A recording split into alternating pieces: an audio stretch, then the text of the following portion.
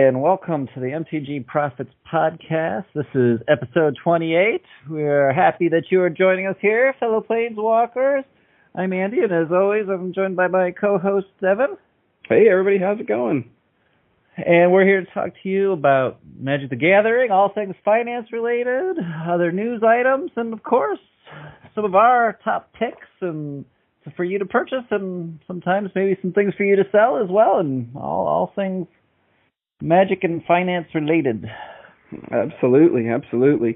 Seems like this week is a little bit of a news-heavy week. I know you had been sending a flurry of interesting news items to my inbox, and I came across a couple of interesting things myself, and so I think we'll have some nice news tidbits for you before we move on. Yeah, a bunch of news things here. I know last week was a huge news week. The paper was just jam-packed of things. This one maybe not quite as many, but like some fun ones, I think.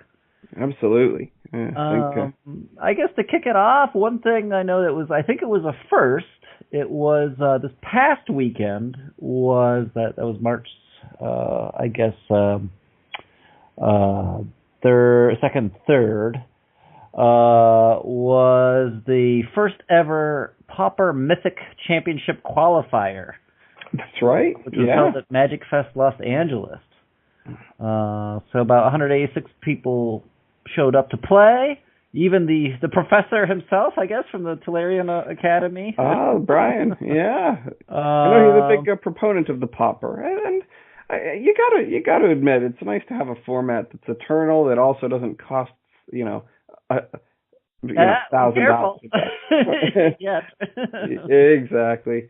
I think we're relatively safe on that. I don't think we'll be seeing $1,000, but I think I'm sure there'll be a couple little. I actually looked into it a little bit after reading about the Pauper, and the most expensive Pauper deck is about $120. Okay. So that's as high as it gets. That's not too bad. I feel better. Yeah, compared to a budget deck being like $650. Yeah, absolutely. When you're talking high end being $100 now, we're talking. And mostly, it's a lot of like you don't have to pay an arm and a leg for the land base. It's not like $400 of land cards. Stupid lands. Exactly. Getting ready to screw you with the mana screw. Just getting ready. We haven't talked a whole lot. Yeah, that is kind of cool. I think we haven't really focused on Pauper a whole lot, but it's, I think slowly, people have been playing it. I think maybe it's slowly getting a little more traction. It has been. It seems to be gaining in popularity, and these stores wouldn't run Pauper events if they weren't profitable. So at least I think they're gaining traction. When you compare that to like Brawl or whatever, and they're not really pushing that. It seems that Pauper is here to stay. I guess it's an organically grown format, kind of like the Commander was, or the originally EDH was, and I think that's the way to go. Take what works and roll with it. So is Pauper like an official Magic recognized format? It is fan started, just like the EDH was, and they actually do cultivate a ban list and as well, and I believe it is officially sanctioned as of this recording. So yeah, absolutely. I'm just curious, if Wizards is going to kind of do what they did with Commander or EDH, I should say, and turn it into their official kind of licensed product, so to speak, of Commander. I don't know if there's as much money in it for them because it's harder to make high dollar because of the commons. Yeah. Exactly.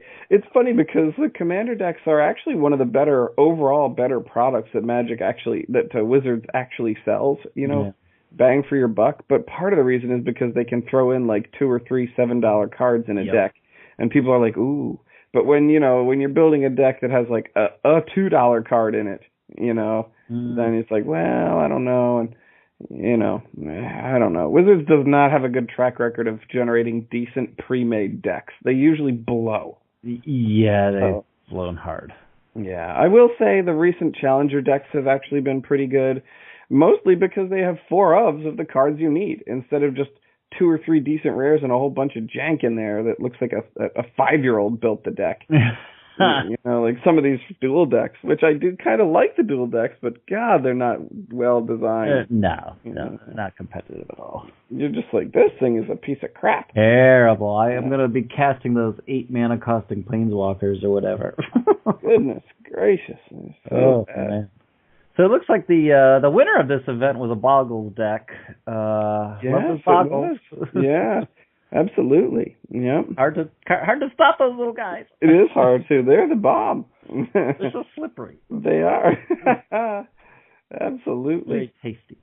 Absolutely. So we'll keep an eye on that. But it's good to see that Pauper is still moving along, and even some celebrities there too. Like I said, the Professor, previous Pauper winner, and one of the other streamers, Delacroix. Yeah, How to pronounce that? Yeah, Delacroix, I think. Delacroix. You had it right. Yeah. Okay. So we'll see. Yeah, I thought that was interesting. Yeah. Yeah. Cool. I had some other big news this week was the War of the Spark info. I know you had read through that. I don't know. They didn't make a huge deal of it, but in the article, did you see that there was a little nugget? The interesting tidbit in there. Did you happen to catch it? What it was? I think I know what it is, but you go ahead. Well, they had mentioned in one of the it was like halfway through the article on the starting sentence of a paragraph. They're like, "Yeah, there's going to be a planeswalker in every pack." Exactly. That is a big spoiler right there. My goodness. I think that was what people had hoped, when they saw the preview of the 36 candles being snuffed out and all that. I think that was the sort of the secret desire.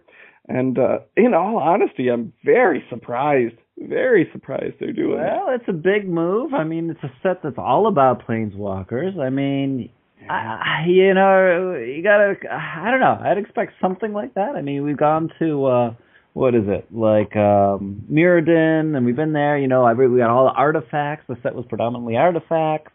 I would hope that there'd be a strong showing of... in some called Duel of the Spark, or War of the Spark, you would think that would be it. But I thought that was very surprising, though. I question the wisdom of such a move. I don't dislike it. I actually think it's going to do a couple of things. Number one, I think it's probably going to be pretty fun. I think they're probably going to insert new ways to deal with planeswalkers, which I think is kind of needed, to be honest. Yeah, absolutely. And I think most importantly for Wizards, it is going to sell the hell out of some boxes. Oh, absolutely. So Definitely. these boxes are going to fling off the shelves, and we're not going to be able to throw our money at WotC fast enough for these packs. I think you put the Planeswalker type on there, and people are going to go crazy for it. Oh my goodness, yes. And not only that, like imagine even like 3 or 4 years from now, opening a pack that has a Planeswalker in every pack. Yep. It's like these boxes are going to sell like hotcakes.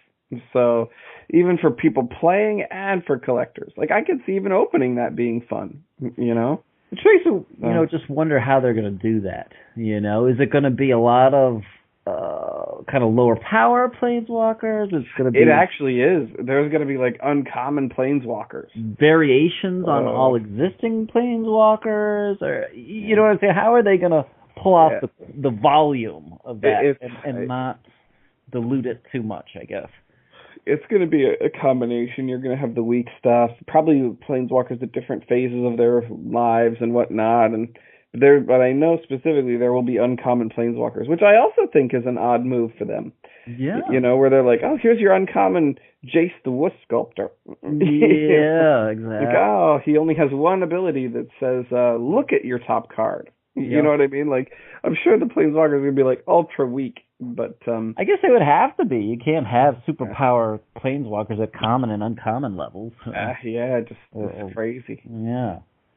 So I did think that was interesting. I'm kind of surprised it was there. Yeah, but it'll definitely sell boxes. I mean, I'll be probably buying a couple. I think when did we say spoilers start? May, I think. I believe so. I think it's May. Yeah, I believe so. I've also revised my intention to buy boxes of the Modern Horizons. I originally thought I would be buying some boxes. Yeah. I'm actually going to hold off on that, and the reason being is it's going to be it's like their first pseudo special edition box, and what I mean by that is they're going to charge special prices, as we discussed before, the $6.99 or whatever, but it is not a limited print run. So it's a print-to-demand set that they're charging more than the normal MSRP for, which to me smacks of a very poor investment, you know. Even like these non-well-received boxes like Iconic Masters and Masters 25 and, you know, Ultimate Masters, these Masters boxes, at least even though they were more expensive, there was a finite number of them. You know, whether it be 20,000 of them, 15,000 of them, but there's essentially no limit to the Modern Horizons booster boxes because they are going to be print to demand. So there may be 80,000 boxes out there. So it'll be curious to see what it does to some of the prices. And so I'm not as gung-ho about buying them pre-sale pricing as I originally thought I would be. So I just to put that out there, I usually do buy like a box or two of the limited print run boxes, and I usually buy them before they release, before the previews come out in some cases if I can. But I'm probably not going to be doing that this time around. So you would suggest holding off on buying? Personally, yes. Yeah, and then that's where I put my money where my mouth is. I'm not going to personally buy them pre-order, as I often do with sealed boxes. I never buy singles pre-order, but I do sometimes buy boxes pre-order. So because I can usually get a pretty good deal on them. It's part of the reason. So between like, you know, $15 off on eBay and those kinds of things, you can get a booster box, you know, in the low 70s if you're lucky. So, you know, if you get a pre-order on a regular sealed booster box, you know, in the 70s, you're doing pretty well. And then for those larger, more expensive boxes, I usually pay in like the 120s to 130s. So at that rate, you know, you can't really go too wrong. But and my thought was to replicate those results with this Modern Horizons. Sure. But I don't know. This will be the first time Wizards has actually done this, so I don't know what to expect from it. So because it is such an unknown, I don't want to be the guy trying to catch the falling knife. I don't want to be grabbing at it while it's falling and cutting myself up on the way down. Nice analogy there. I like it. So, but yeah, so that's the news about that. So I would recommend maybe holding off on boxes of Modern Horizons. Okay, hold off on the Horizons. Yeah. So yeah, War of the Spark. I'm excited about the Planeswalkers. I'm sure I will be buying boxes of those. I'm sure they will be sitting on my. The nice thing is we will have we'll have 24 months to buy those boxes. So I'll be in no hurry to buy those items. Exactly. Like you were saying, if it's basically unlimited supply, then you wait for your deal and then you pounce. No need to jump right on it. Mm-hmm. And a lot of times with those boxes, you have to wait till the hype dies down a little bit. So you wait until it cools off. That's when you start picking them up. Then you try to get it a little bit of a deal. Exactly. Makes sense. So, what else? I had some other news. I'll let you give some. I was going to say, just speaking of money and big money, there was a big auction last week. I guess it was last week now, with the Magic the Gathering's Black Lotus, which sold for $166,000 at auction. It's crazy. I thought it was $161, but at that point, $166,000 and $100. Wow, that's could you imagine if you were sitting on one of those? Oh my goodness gracious, that'd be awesome. Yeah, that is pretty crazy, and that's more than twice of what a similar card sold last July. Wow. So originally, so 80 something thousand. What's that? It's all perfect condition and rated and everything. Gem mint. Yeah. Wow. Whoa. Oh my goodness. Oh, amazing, You better amazing. start pinching your pennies and start Oh, getting ready to buy your absolutely. Black Lotus. Yeah, yeah, definitely. Boy, that would be amazing. Do you think that the person who bought this, it was, sheerly just for collector's value, or what's the intention on buying Oh, something? I'm sure that's a collector. I'm sure that's someone that has both nostalgia. That's the person, that's the Gen Xer that has the nostalgia of playing with the original cards and has hit it big in some fashion. They have a substantial amount of disposable income, and they're like, look, I don't even know what to spend my money on, but I remember how cool this was, and this is a collectible item that actually has value. I'm going to go ahead and get me a perfect 10 Alpha Lotus or whatever it was. Yeah, that is crazy. Because it's kind of crazy to say, but why not? It's like people buy baseball cards and all this kind of stuff. Yeah. It's like, and I think, man, that's insane. Who would buy a Babe Ruth baseball card? That's so dumb. But you know what? This is what this person's nostalgia is tied to. It'd be like imagine if you win the lottery or something, and maybe not a huge lottery, but maybe say like a $3 million lottery. Yeah. And you're like, oh, I remember playing these revised, the Shivan Dragons, and just say for the sake of argument, the Shivan Dragon was say $200. Yeah. You'd be like, no problem. You'd be like, probably splurge on it a little bit. Yeah. This is probably somebody who's floating around that has, hundreds of millions of dollars or even tens of millions of dollars of, just disposable cash that, their needs are taken care of. And so that all they have now is wants. They're trying to fill that void with cool stuff. So yeah. So it's nice to be in that position, but it's an amazingly expensive card. I hear you. Oh well. Yeah, this is something special. Goodness. Although at that rate, I'd almost rather buy the artist print somehow, like the original art. You might actually be able to buy at that rate. You know what I mean? Like find someone that has the actual painting somewhere, and you might be able to get for that kind of money. You might actually be able to put your hands on the actual painting. Yeah, exactly. And that might actually be better. Then I don't know. That might be my approach at that level of expense. Exactly. Yeah.